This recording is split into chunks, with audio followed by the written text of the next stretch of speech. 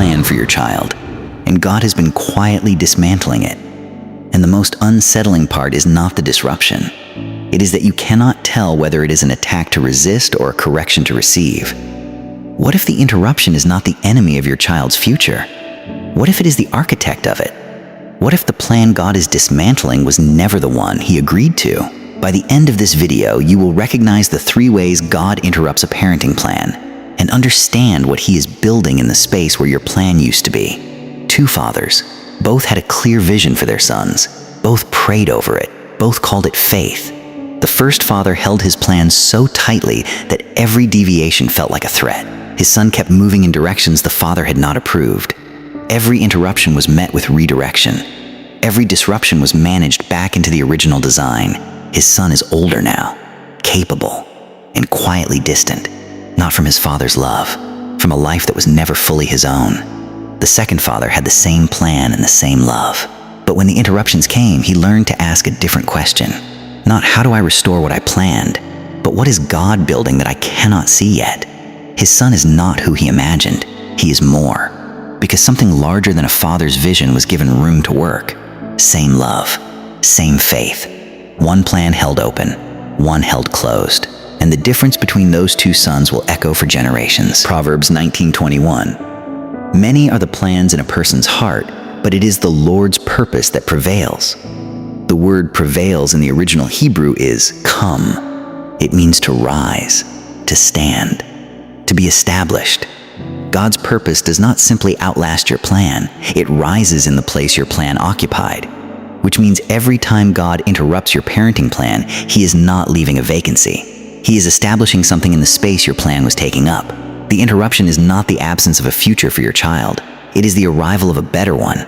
But first, He has to dismantle what you built without Him. The first interruption, God redirects the child you planned and reveals the child He made. You had a picture. It formed before your child could speak. It was shaped by your own unfulfilled dreams, your fears, your theology of what a successful Christian life should look like. And your child has been quietly not fitting into that picture since the moment their personhood started showing through. Jeremiah 1:5. God tells the prophet, "Before I formed you in the womb, I knew you.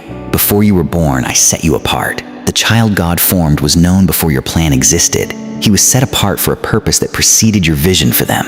When your child consistently moves in a direction you did not choose, God is not allowing a deviation. He is revealing an authorship. And a parent who keeps redirecting a child back into their own picture is not protecting the child.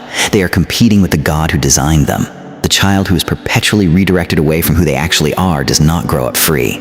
They grow up performing a version of themselves their parent can accept, and they carry the exhaustion of that performance into every relationship afterward. The reframe. The child who does not fit your picture may be the exact shape of God's. The second interruption is the one that arrives not through your child's direction, but through your child's pain. And it is the hardest one to receive because it feels like failure. The second interruption, God allows your child to struggle in the area you most wanted to protect them from, the struggle you prayed against, the difficulty you built your entire parenting strategy around preventing. It arrived anyway. And it did not arrive because your prayers were too weak or your parenting was insufficient. It arrived because God identified the one place where your protection was preventing your child's formation. Romans 5:3-4. We also glory in our sufferings because we know that suffering produces perseverance. Perseverance, character, and character, hope. The chain Paul describes begins with suffering, not with protection from it, not with a parenting strategy that prevented it, with suffering allowed to do its full work. The parent who intercepts that chain at the first link, who removes the suffering before perseverance can be built, is not giving their child hope.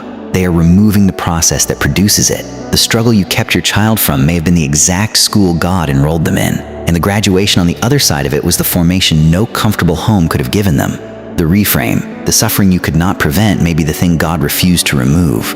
What comes next is a story most people read as a father's nightmare. It is actually a portrait of what happens when a parent finally releases their plan completely. Abraham had one plan for his future. His name was Isaac. Everything God had promised ran through this single child. And God asked Abraham to surrender him on a mountain, not to destroy the plan, to test whether Abraham had made the plan an idol. Genesis 22:12. The angel of the Lord stops him. Do not lay a hand on the boy. Now I know that you fear God. The interruption was never about Isaac. It was about what Isaac had become in Abraham's grip. The moment Abraham released his plan completely, God restored it, enlarged, confirmed, and established in a way a clutching hand could never have held. The child God asks you to release is not the child He intends to take from you. He is asking whether you can hold open-handed the thing He gave you, because open hands can receive more than closed ones ever could. The third interruption arrives last in this video, but it has usually been arriving first in your home for longer than you have been willing to acknowledge. The third interruption: God keeps closing the doors you keep forcing open for your child. The opportunity that will not materialize no matter how you pursue it. The path that keeps meeting obstacles that should not be there. The door you have knocked on for your child repeatedly, and that has remained shut in ways you cannot fully explain. You have called it spiritual warfare. You have called it a test of persistence. And it is possible, genuinely possible, that you have been pushing a door God closed. Isaiah 46:10. I make known the end from the beginning, from ancient times what is still to come. I say my purpose will stand, and I will do all that I please. God's purpose for your child was established before you formed a strategy around it. And a strategy that keeps meeting closed doors is not always a strategy under attack. Sometimes it is a strategy under correction. The closed door is not God abandoning your child's future. It is God redirecting you toward the one He already prepared. The parent who keeps forcing the closed door is teaching their child that persistence means ignoring every signal that says stop. That faith means pushing harder regardless of what God is saying. The reframe: the door that will not open may not be under spiritual attack. It may be under divine protection. You came into this video with a plan, a real one, built from love and prayer and everything you know about your child and what they need. And God is not dismissing that plan.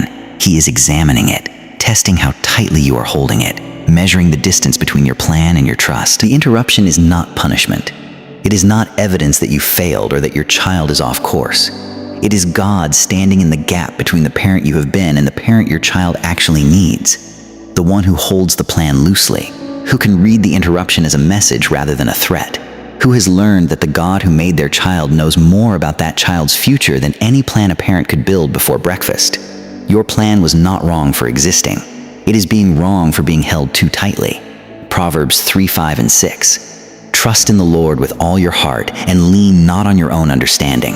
In all your ways submit to Him, and He will make your paths straight.